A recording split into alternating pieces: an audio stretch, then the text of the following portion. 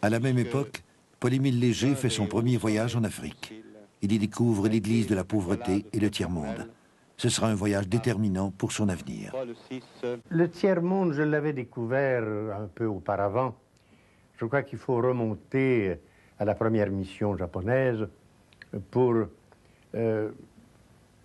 comprendre la réaction que j'ai éprouvée lorsque je me suis trouvé face à face avec un camp de concentration de la souffrance humaine à son degré pour moi le plus terrible, la lèpre, c'est-à-dire des cadavres ambulants, des hommes qui pourrissent, qui sont déjà dans la mort et qui en comprennent tout le sens. Et c'est cette vision qui m'accompagnera lorsque je traverserai l'Afrique en 1963, alors que j'ai visité une dizaine de pays, et dans chaque diocèse, je découvrais dans les missions cette présence des lépreux. Et cela me posait une question excessivement lancinante lorsqu'un soir, ici à Montréal, alors que le sommeil tardait, je lisais un article dans la revue Ecclésia, la revue de Daniel Rops, parlant du tiers-monde, et il y avait une note dans le fond de la page disant « Dans telle léproserie d'Afrique, les lépreux meurent de faim ». Alors ça, je me suis dit, c'est le fond du panier, on ne peut pas aller plus loin.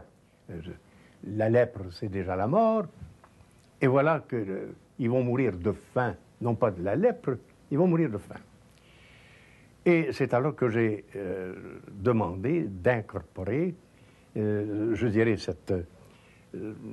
cette activité nouvelle, caritative, en prenant comme titre les mots mêmes de la parabole de l'enfant prodigue, « Je meurs de faim, femme et péréo ». Du pouce, le petit moyon du pouce et de l'index. Mais ça ne l'empêche pas d'être très serein malgré sa maladie. Il faut avoir approché des lépreux pour comprendre la compassion que le cardinal Léger entretient pour eux. Environ 12 millions de personnes sont affligées par cette maladie dans le monde.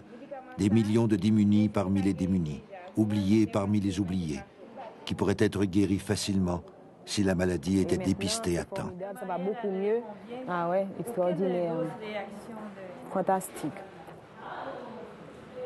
Bon, alors elle pourra partir d'ici un mois. Non, d'ici une semaine. D'ici une semaine, elle pourra s'en aller. Ces quelques mots, cette petite victoire sur la lèpre, symbolisent l'action du cardinal pour les lépreux. Famé Péréo, devenu l'Institut cardinal Léger contre la lèpre, participe à la lutte contre cette maladie dans une trentaine de pays. C'est en Haïti où l'Institut est le plus actif, car la Fédération internationale des associations contre la lèpre lui a confié la coordination du programme anti-lèpre dans ce pays. L'hôpital à Signo offre les meilleurs soins et surtout une dignité retrouvée qui permettra aux lépreux de vivre en société. Le centre de Port-au-Prince organise le dépistage sur place et dans les quartiers pauvres.